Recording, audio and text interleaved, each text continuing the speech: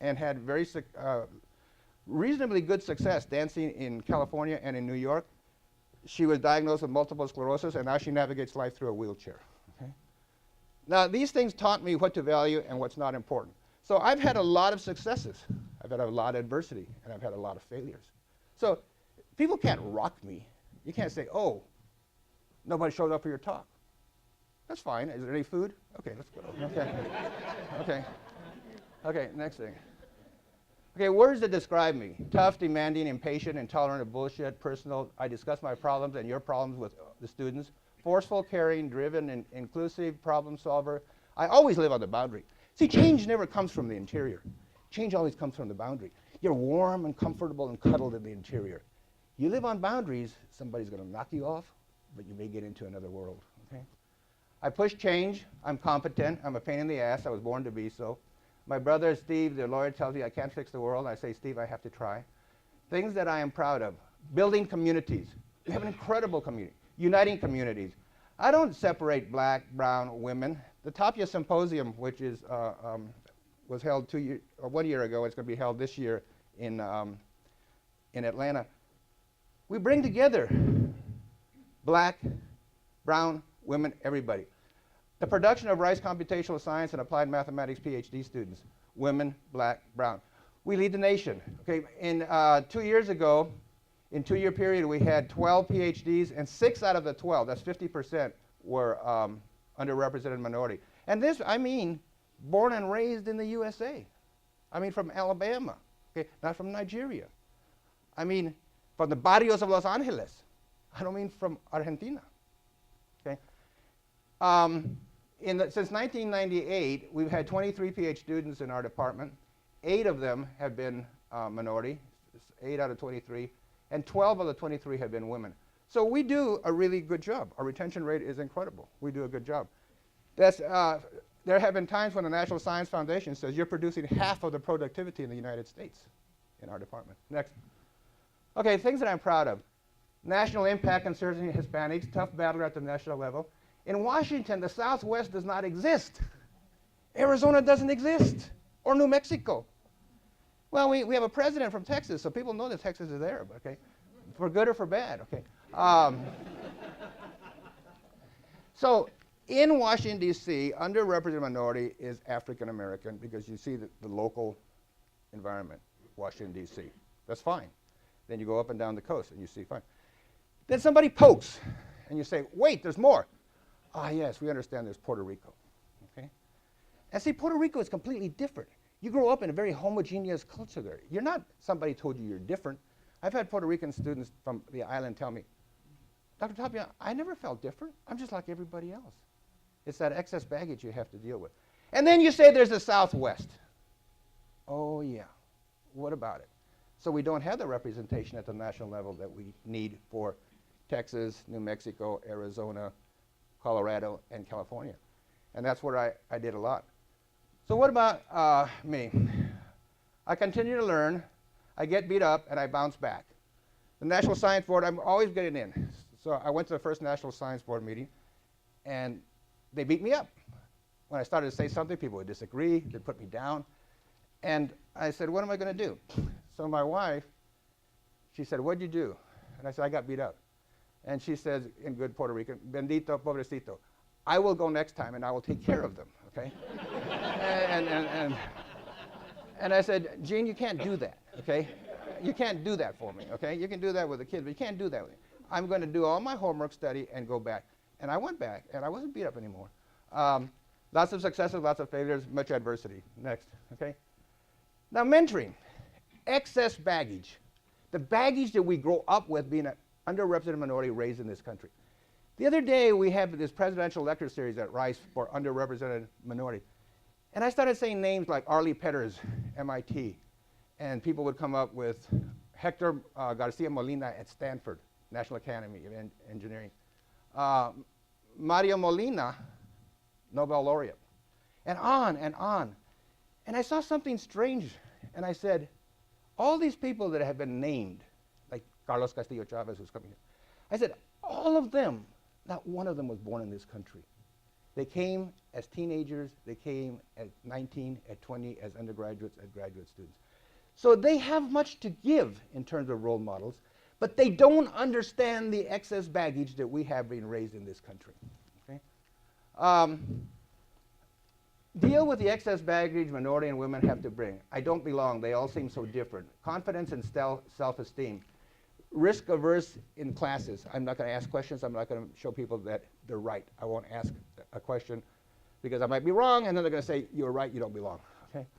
How much must I change? Standard question for underrepresented minority students.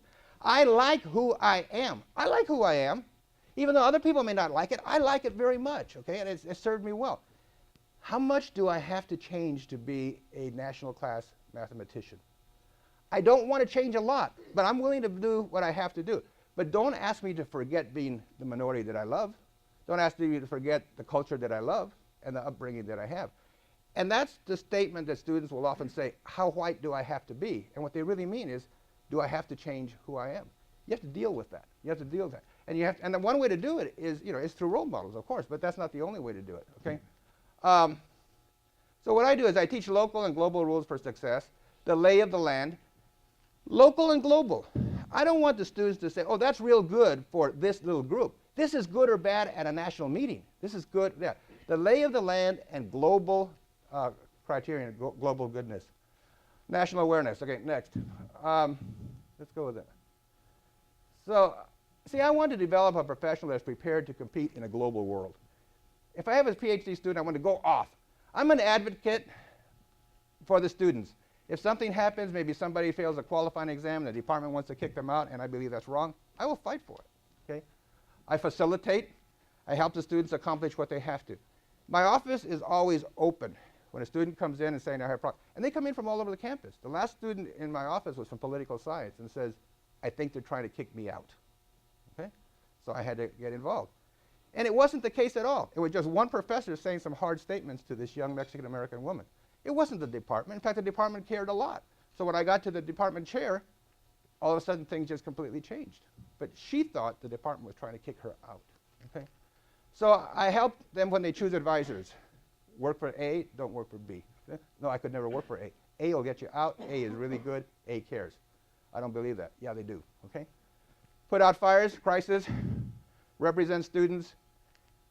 You're coming in with a deficient background. Let's cut your hours instead of 12. Let's cut it to 6. Oh, but they won't let me do that. I'll get them to do it. We'll do it, okay?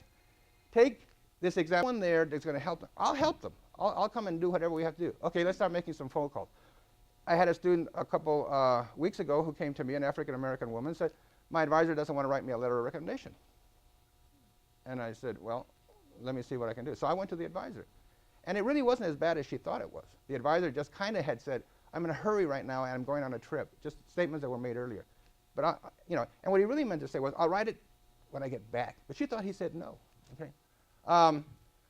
Build a very, very active community. Our AGAP community includes all students in the community. So if one department doesn't have critical mass, then we combine everybody together. And we have an extended family. Use community as a framework and vehicle for accomplishing my objectives. So I have a list, an email list, and when I push a button, it goes to all these minority students and support system. And I do all kinds of things. Like, if I need help, I say, look, a guest is coming into town. I need somebody to essentially show the guest around.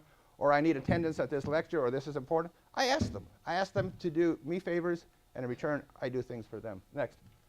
Okay, our mentoring community, it's a machine. It has a life of its own. It has a pyramid structure. Okay, so I'm the apex. And the students really work with each other a lot. And then they come to me and they say, you need to get involved. I can't handle this. Okay? So the senior graduate students mentor on down, and then we get to the undergraduates, and they actually mentor high school students. And so they are very good at it. And occasionally they'll come to a situation where it has to deal with a faculty member, a dean, a provost, or something. Then I come in. They would have to talk to the chair. No problem.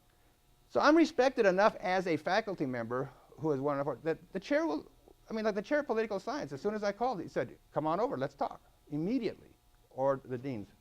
Okay, I'm often, so our community, it was evaluated recently, and here's, you have the copy of this, but there's a URL if you want to see what it was. But it's a pyramid structure. You can see this thing: leader, successful, and respected member. The leader functions the role model. You can read those things. Let's go to the next one. See, the last one says, the leader serves as a guide to the academic world by providing professional development, information, and opportunities to participate. The leader maintains a position of power within the university so that he can represent students' interests and financial and otherwise, okay? So the students know that I'm there for them. They know. And any student on the campus will come and say, okay, Dr. Tapia, the following thing has happened. I need some help, okay? And it could be a million different things. One of the students came because his father had been diagnosed with cancer, and he had a responsibility to go home with some money, and yet he didn't want to drop out of school, and so we had to work with that. And we worked it out so that basically we got enough money that if he had been working, that was enough, and basically we solved the money problem. Okay. All right, next. Excess baggage, the great imposter syndrome. Okay. All my life, I have been told implicitly I don't belong. So all underrepresented minorities, they come up, one day someone's going to knock on the door and say, we found you, get out, you don't belong, get out, okay? And especially at the National Science Board, I say, you know, sometimes I just look around and I say, I don't belong here. So then I have to, you know, close my eyes and say, I do belong here, okay? I belong as much as anybody. But we all continue to deal with that. And you figure you're on this big merry-go-round, okay? Math characteristics, this is kind of tongue-in-cheek, but I went through it. I gave this talk at University of Washington, Seattle, and there it fit really well, okay? So math characteristics, minority representation in math is lowest. Why? Math is sort of most removed from people and physical realities. Characteristics of mathematicians. I'm a mathematician, so I can say this, right? Usually very precocious, very confident, do not suffer fools, sink or swim, fend for yourself, obsessed with quality and talent, gatekeepers of quality. Across the universities of this land, the mathematicians keep out the bad students, okay? Very competitive. Okay, this is what my wife tells me. Okay, next. Okay, brilliant analytical thought, really stupid when it comes to people skills. Okay, socially conservative, small groups, intimate groups, don't drink, go home early, can't hang, well-read, articulate, often prejudged, strong opinions, stay away from things that they are not good at or they are not on top of, bold, not nurturing, rather exclusive. Okay, next. Okay, here's where I go. You know, I'm orthogonal to this. You know, low-dimensional subspace. Okay, as a minority, I'm very gregarious, I'm people-oriented, I build extended family and community, I'm very inclusive, very nurturing, caring, have large, loud, active parties. Everyone's invited. My daughter's birthday was a social event of the year for years. Okay, she's 19 now, so for the first 18 years, basically everybody was invited to Becky's birthday. And students would come in and they'd say, we've heard about Becky's birthday, are we going to be invited? I said, everybody's invited, okay? So Becky's quinceañera was 400 people, and there were cowboys and lowriders, and rednecks, and people from the ghetto, and gardeners, and presidents, and I mean everybody was there. My wife had a birthday party to celebrate her 60th, and we had 200 people in our house. So Neil Lane, former presidential advisor for science to Clinton, the provost, the deans, and the person who cleans our house and our gardener, everybody was there. My daughter sings with mariachis, so we had mariachis and she sang. My son's a musician and he had a band. So I mean, everybody was there. It was there. Okay, so I mentor, nurture, reach out, and helping, teaching, basically directing my culture. Let's go to the next one. Let's see what it says. Let's see what the next one says. There are a few key times when you must play a strong role. When the student feels isolated, questions belonging or belonging, okay? You don't have to do something every day or every week that is